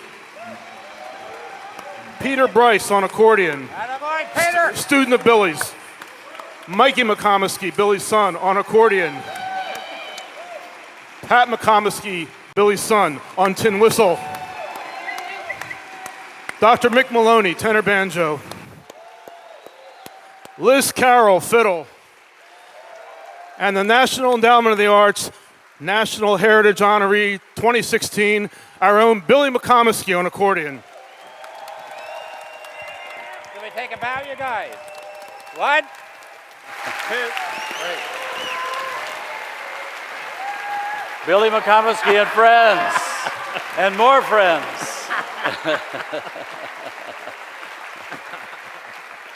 Thank you so much. Thanks, everybody. This was very, very special. Thank you, and congratulations, Billy.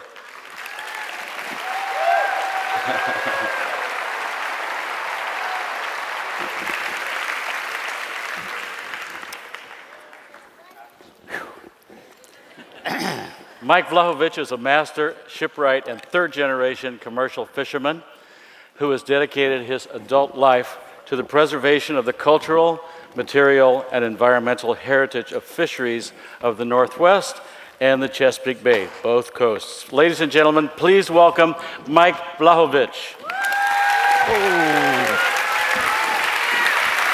Hello, Dan. All right, hello, welcome. Thank you very much. Good to have you here. Pleasure to be here. Known to his friends, by the way, as Mike V, just in case you'd like to know. Yeah. So let's get right to the nut of the issue here. What is a skipjack, and why is it important? Yeah, well, somehow my name has been gotten associated with the name skipjack, which is a little unusual because it really doesn't come from my maritime heritage. But a skipjack is a wooden sailing vessel. The type actually is called a two-sail bateau.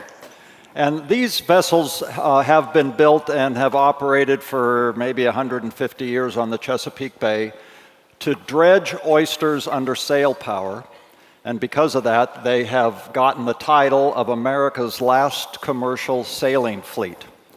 When I first started working on the fleet in 2001, there were 13 of these boats still operating and dredging oysters. But 100 or so years ago, I'm told that there were over 1,000 dredging oysters on the Chesapeake Bay. Wow. So they are endangered, and I embraced that call to try to restore this fleet, and in so doing, tried to sustain the culture that these boats come from and still support. So it sounds like you started, well, that's, okay, let's take a moment here. Thank you. You were getting into the answer to my next question, that is, why do you restore old ships, old boats? Well, I started out repairing boats and then building new boats. And then some of the old boats that I repaired got old enough to become historic. And so then at some point in my career, I guess I became a restorer of historic vessels. But there's a greater reason for that. I really respect the talents and the wisdom and the values of the people that built those boats, even though I've never met them. And I guess it's because I know what it takes to build a boat. And so right away, I feel for those people. And in case of the skipjack, in that particular situation, again, yes, I like to fit the pieces of wood. I take an awful lot of pride in the vessels that I restore and build. But the skipjack actually helps sustain an existing culture, a contemporary culture. So it adds so much more meaning to me, to know that I'm not only going to take pride in seeing the boat when it's launched, but I know that it's going to go to work and actually help support watermen's families on the islands in the Chesapeake Bay. Yeah. So, Beautiful, beautiful.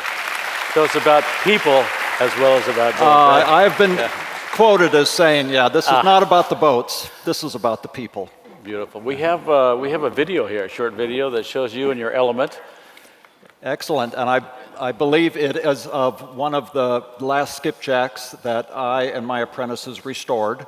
Skipjack is the Skipjack Catherine, built in 1901. 1901. 1901. Great. There's two different designs, really. Their construction detail is distinct, and the Skipjack Catherine that we're working on is one of the older designs, and the locals would call it a frame boat. It has rounded bilges. The hull shape is a little different than the more modern skipjack that has a hard chine where the bottom meets the side. You have a real distinct corner. She's 50-some feet on deck in length and 4 1/2 planked on the bottom. Very, very heavy built. Catherine represents kind of the end of an era. I think in the heyday they would have like 6 crew members and a captain. I believe the very few skipjacks that are actually commercially harvesting now will go out with just 4 crew members. We have a crew working on the Skipjack Catherine's restoration made up of current apprentices.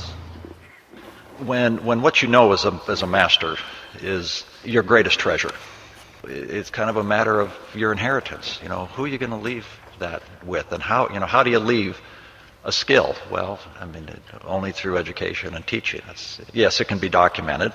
You can interview people, you can photograph people, but really, if it's to stay alive, that treasure needs to be implanted in another human being, and of course, it's not just the eye-hand coordination of being a boat builder or a decoy carver. It's that passion. Nice, nice. Now, you brought some things along here, and you brought a couple of people along with you, too. Can you introduce them? Absolutely. 2 of the apprentices that you saw in the video are with us tonight. Very happy to say. Okay, good. This is Mark Wiest Anthony. from St. Michael's, Maryland, and Tillman Island, Maryland, where he works. And this is my son, Anthony Vlahovich. Both Mark and Anthony have practiced their trade under me, both on the East Coast and the West Coast, even in Alaska. So when I take on apprentices, I want to get them engaged in real projects, outside of the classroom, if you will, and in the field. And that's also where they have an opportunity to develop a passion for the culture itself. So again, what drives me, my hope is that it also drives my apprentices. Nice. Since it wasn't realistic for us to bring a boat here on stage, this time, maybe next, but I thought we would bring some tools, and Anthony's going to hold these tools up, and I'm going to explain what they are. One technique that's used in traditional wood boat building is called ship's caulking, and that's where you drive 2 natural fibers, one being cotton, and the other, which Mark is working on, called oakum. And you use a mallet and irons, and there's a whole assortment of irons, and so the mallet and the iron together. So that's really the only music we can make for you. I'll tell you, these acts are they're really hard to follow. However, when you're at a boatyard and there is a qualified ship's caulker, you can hear that blocks away.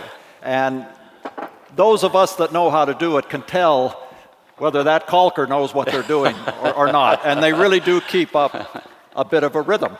The mallet is made out of wood, even though it sounds like it's metal against metal, but it's not. The wood, the head of the mallet is black mesquite, very dense, and there is a metal ring around the end to keep that wood compressed. And Anthony, I'd like to have you show them exactly how you hold the threading iron. Now, it might seem to you that this is like no big deal, So yeah, you swing the hammer and you drive this stuff in, and I've seen watermen get a carpenter hammer and a screwdriver and try to do it. But there really is a technique to it. And for me anyway, I think the most difficult is the way the iron is held, okay?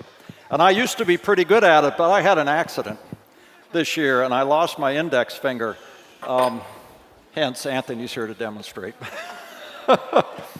So I believe we have a photo, a still photo that we could show you. This is actually one of our young apprentices at a festival. We take this skill on the road once in a while at public events to kind of spread the word. But you can see that they are threading that cotton into the seam on this make-believe boat that we have here. The next photo, however, shows the real boat. In fact, this is the skipjack Catherine that you saw in the video. And I believe that is Anthony, okay? And so he is taking the cotton and he's making a series of small loops that we call tucks. And you're trying to make it uniform, and then he will drive that cotton in extremely hard, okay, to the very back of that seam. And all of a sudden, it's not fluffy cotton anymore. It becomes very, very hard and dense. And then on top of the cotton, sometimes we will use oakum. Oakum is a hemp-like fiber grown in Eastern Europe, and then it gets processed in the Netherlands, gets treated with pine tar and linseed oil, and then we import that. So it lasts much longer than the cotton, and it's got a wonderful maritime aroma. If you're a traditionalist, you're going to have to get some of this after the show. It smells good. It really smells good. I always keep some in my underwear drawer. It's a great manly scent. So just briefly, a couple more things. Different kind of irons. So a caulker has a canvas bag and might have 20 different irons in it for different applications. So Anthony is showing you a bent iron, like so. Okay. And then there is the nib iron. All right. And then there is a bent spike iron. And my favorite, beautiful making iron. Okay. So throughout the project, you would use several of those irons. And the large ones over there are a reefing hook and a reefing iron. So when you're doing restoration work, often you need to take the old caulking out. Right. So Beautiful. that's it in a nutshell. All right. Yeah, that's the nutshell version. So let me ask you. There's a story going around that at one point in your life, you had one of those, almost literally, really, wake up and smell the coffee experiences that was the moment that you seized this passion and ran with it, and that changed your life. Can you tell us about that? You know how stories go, Dan. I do. They get better and better. Better and better all the time. That's right. See if I can do better than I did during rehearsal yesterday. Yeah, so, the underwear part wasn't in rehearsal either. I want you to know that. I'm really proud that like the NEA, I am celebrating a 50th anniversary too. I went to sea 50 years ago, and that's where I guess I heard a calling of the ocean and the maritime trades. But even before then, when I was even younger, I sensed a call to a religious life, actually to the priesthood. And so I struggled with those two things for many years when I was young, whether I was called to the priesthood or to the sea, and sometimes one would win over and then the other one. And anyway, one time when the priesthood one won over, and I was studying to be a Jesuit priest, okay, and enjoying it actually. But one morning after my walk, my meditation walk, and I was walking to the cafeteria for breakfast, nice spring morning, and before I got there, I could smell the coffee. And the aroma of that coffee immediately put me back on the deck of the fishing boat. Immediately. And I said, I got to go back and be with my people. I got to be with my people. And that's what that's what I did. And over the years, I've been able to blend those things, my desire to help people, to be of service. And so now the ocean is my temple of worship, I guess, in a way. And my people are the blue-collar workers of the working waterfront, maritime occupations, and I'm not sure if these guys want to be my disciples, but I guess I'll kind of... that's why I didn't want them to have a mic. They were just gonna... But anyway, it is how we pass it on. Yeah. Much more. I have a lot more pride in these two and the many more that I have trained than any boat that I've ever launched. Well, on behalf of your extended congregation, I'd like to thank you so much and congratulate you on your 20. You did fine. Okay. Your National Heritage Fellow, Mike Vlahovich. Thank you. Thanks, Rob. And thanks to Anthony Vlahovich, and thanks to Mark Weiss as well. All right. Thank you. Thanks, brother. Thank you, Anthony.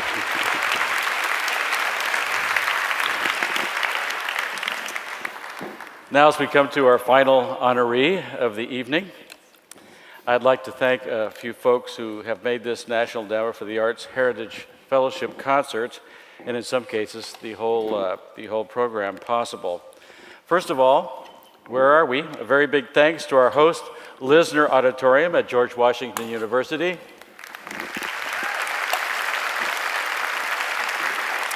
And tonight's programming could not have been possible without the production of a great organization, the National Council for the Traditional Arts. Yes. Especially the management skills of Madeline Ramez and Executive Director Julia Olin. All right. And shout out there to the director of tonight's concert, Paul Douglas McNevich. Right back here somewhere. Cheryl Sheehy is the folk arts specialist at the National Endowment for the Arts who coordinates the heritage activities.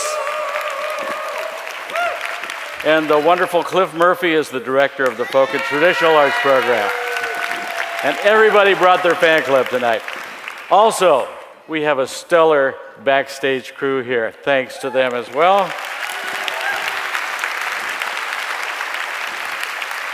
And I always love to have near me a sign language interpreter, and here we have a great one, Jane Tebergen. And finally, in a slightly different vein, I'd like to honor the memory of former NEA Chairman Frank Hotzel, who passed away just several weeks ago. And I bring him up because Frank Hotzel was instrumental in the creation of the National Heritage Fellowships. Bess Haas came with the idea and took it to Frank, and he said, yes. Not only that, he upped the amount of money to immediately, before it even got started, and he was a great supporter of this, and I'd just like to honor his memory and all of his contributions.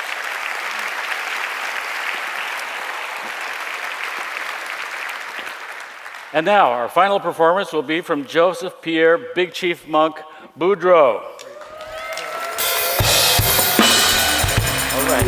Oh, la do la da da da da. Oh, la da la da da da. Oh, la da la da da da. That's okay. Let me tell y'all what the old people told me. It was a long time ago, y'all. This is what they say, Lord. But they don't know now. And they don't care. And they don't understand. They say that one of these days. They say that one of these days. And they say somebody, y'all, gonna bury the hatchet, yeah, in the big chief head. But I didn't worry, no, no, no. I said I didn't worry, no, no. But the old people told me it was a long time ago, y'all. And they say they go walking down the street singing that. Oh la la la la la. Oh la la la la la. Oh la la la la la. Oh la la la la la. They don't know now.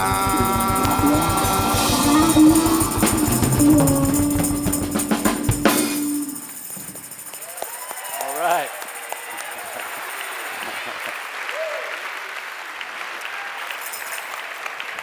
Impressive, Monk. Everything is impressive, actually. Tell me about how this tradition started and how you learned it. Well, when I was a kid, about 4 or 5, my dad used to mass Indian, and we used to get up every morning, 4 o'clock in the morning, because then he used to come out at 5. And we'd get up and help him to put on his Indian suit. So I went on till I got 12. The only way you could mass Indian, you had to do your self-sewing. Nobody else would do it for you. And so I waited till I got 12. I was just ready to get into it. And I started beading patches. These are patches. And we start off with canvas, heavy-duty canvas, and we take beads, and we draw a patch on it, and we take the beads and we outline it. And after we outline it, we start filling in. It could take a couple of months. All depends on how fast you are. So you sort of anticipated part of my next question. These are pretty extravagant, pretty impressive regalia here. How do you get your ideas to create this? And then, well, you sit down if you know how to draw. Okay, you sit down and you draw the patch, whatever comes to mind, and once you draw it out, that's the beginning. Then you just go from there, start just putting them together. Yeah, and so that'll take you how long? 2 months, you say? Well, or what, this one here, that? right here, took me almost 2 months. And see what it is that the tradition was you could only wear your front for 3 years. And then you got to make a new front and put the front in the back. But the youngsters today, now it's taking them 2 years just to build one suit, some of them 3 years, because they didn't never get from the old people how to do it. And I've been massing every year, every Mardi Gras, because I know how to do it. What's your secret? Just keep on sewing. Okay. So how are you passing this tradition on to the next generation? Well, we always, like my kids, my grandkids, I always start them off at 1 year old. And I do most of the work for them until they get up in age, and then they have to do their own.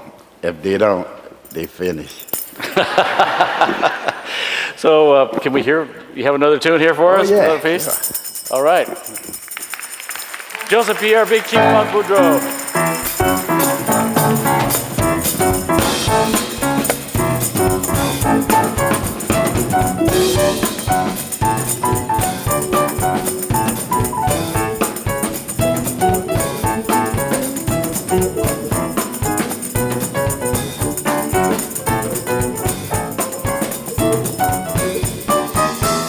Now if you come to New Orleans, you wanna come and dance with me. Come on and dance with me, come on and dance with me. If you come to New Orleans, you wanna come and dance with me. Come on and dance with me, come on and dance with me. Say I'm Big Chief Eagle. You know I dance when the morning comes. Oh yeah, we can have a good time. Down on Second and Drive, you might dance with the Indian tribe. Come on and dance with me, come on and dance with me. Down on Second and Drive, you might dance with the Indian tribe. Come on and dance with me, come on and dance with me. Don't you worry about a thing, no. I got my spot right by my side. Oh yeah. 'Cause it's early in the morning. You know the bitch didn't get no warning. Come on and dance with me, come on and dance with me. I said it's early in the morning. You know the bitch didn't get no warning. Come on and dance with me, come on and dance with me.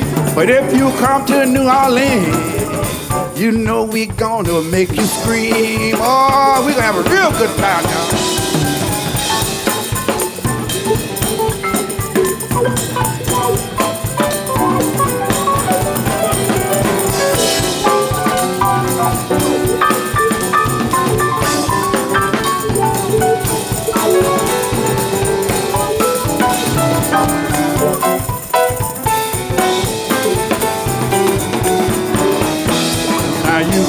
New Orleans, you wanna come and dance with me? Come on and dance with me. Come on and dance with me. If you come to New Orleans, you wanna come and dance with me? Come on and dance with me. Come on and dance with me. You say I'm Big Chief Eagle. You know I dance when the morning come. Oh yeah, let me hear y'all. The tambourine is ringing. You know the bitch I'm gonna sing. Come on and dance with me. Come on and dance with me. While the Big Chief is singing, you know the tambourine is ringing. Come on and dance with me. Come on and dance with me. But if you come to New Orleans, you wanna come and dance with me.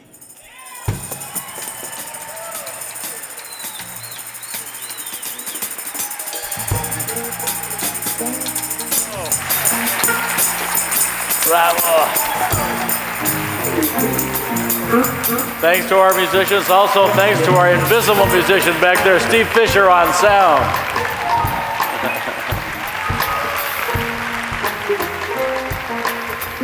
Okay, so this now concludes the concert, part of it. But let's one more time invite everybody back on the stage so you can see all of them together in all their glory. So here we go. Bryan Akipa.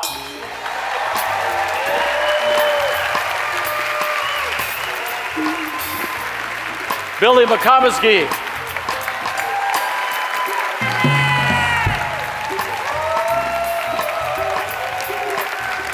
Artemio Posadas.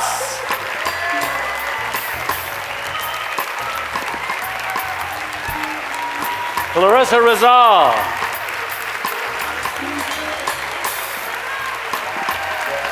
Theresa Secord. Bounxeung Synanonh.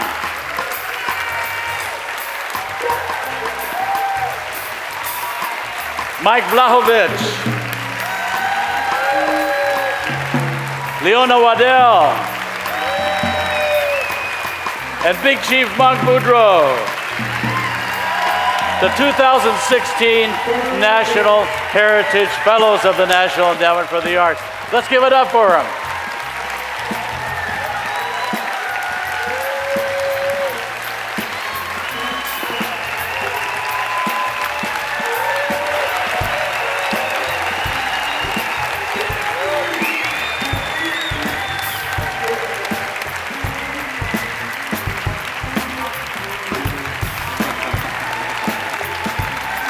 Bryan.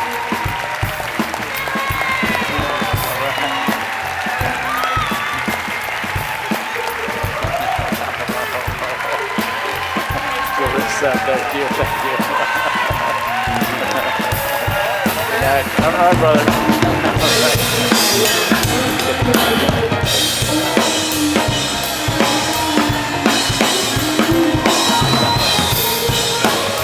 And this concludes our evening. Thank you so much for coming.